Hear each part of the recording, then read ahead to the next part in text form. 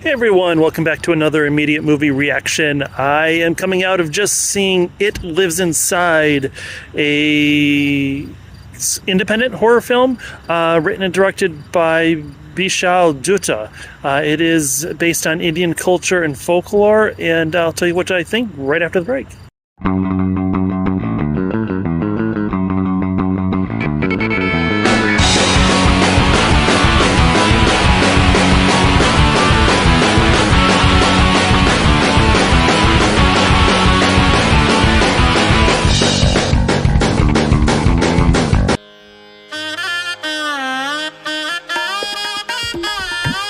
Okay, so this movie caught me really by surprise. This was one of the Regal Monday mystery movies, and I didn't really know. I think I had seen a preview, but totally forgotten about it.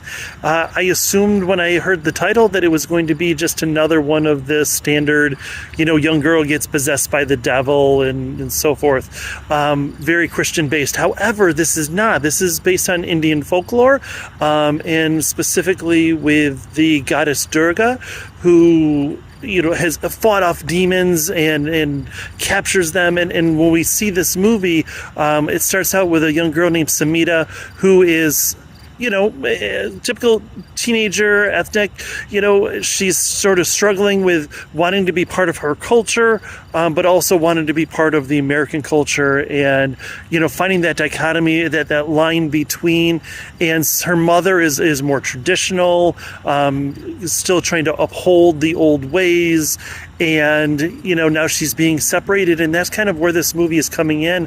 There's a creature called a Pashush, that is kind of feeds on that negativity and feeds on that separation, that loneliness, anxiety. And I think it's a fantastic movie. I absolutely loved it. Sometimes I see these movies and I think of something like Supernatural, right? Where they would have this kind of cool creature and Sam and Dean and come in the case of an hour and, stick it with something silver and kill it and blah, blah, blah, blah, blah. But this is different. Like, this really, again, another movie that we're getting, or maybe I'm just seeing a lot of them. I'm really delving into that culture, and every culture has its demons, has its monsters. In Laos, we have Pigangoy and Pimenmun and Nyak Nyai and Phi Phay. And I will tell you that for me, if I ever had a suspicion that there was some sort of evil, Pigangoy out there or something coming for me, I would go to my mom. I would go to Ima, and Ima would tell me what do the stories say.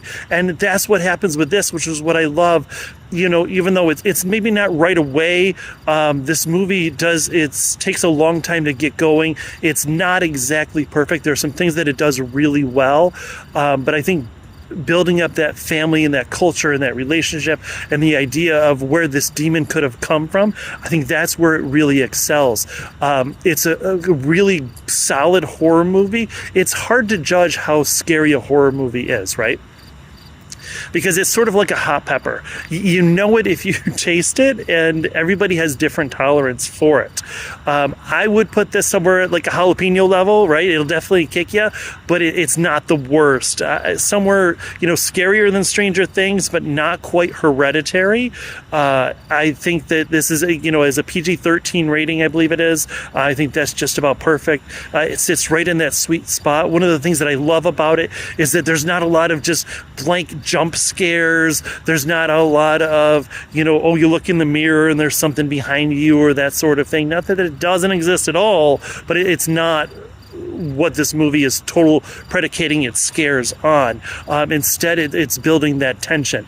I will say that the actual creature effects, maybe not the best. There's this scene where the creature can, conveniently, it can go invisible, and it does take one of the characters and kind of shakes them around, and it looks sort of like Harry Potter when he was on his broom and he lost control. But other than that, when we get to the practical effects of the actual creature, it looks okay. It's not great again, but that's not what this movie is about. It's about the two girls, and they do a fantastic job of selling their kind of terror, but actually figuring it out. And like I said, kind of mentions this Hindu deity, this goddess Durga, who fights demons. And I love that this movie doesn't end with them being kind of helpless heroines. Instead, they take on that responsibility, and they take on the fight, and they take it to the creature. And it was fantastic. I really, really enjoyed this movie. And if you have seen it, please go see it, right? If you like scary movies or anything, if you're even in that Stranger Thing vein, please go see there's quite a few sound effects that sound like straight out of Stranger Things. And that's one thing in this movie it does really well, is using sound and silence. Like I said, the creature is invisible a lot of the time, so you just hear it walking, or you hear the sounds, or when it's coming, and then they've got that Peter Tingle, that spider sense, and things kind of slow down and it gets silent. It's fantastic. I really, really enjoyed this movie. I hope you see it. Please go see it. So I guess see it, stream it, skip it. Obviously, see it if you like scary movies, if you like horror movies, if you like monster movies, if you like movies about Eastern mythology. Please, this is a great movie.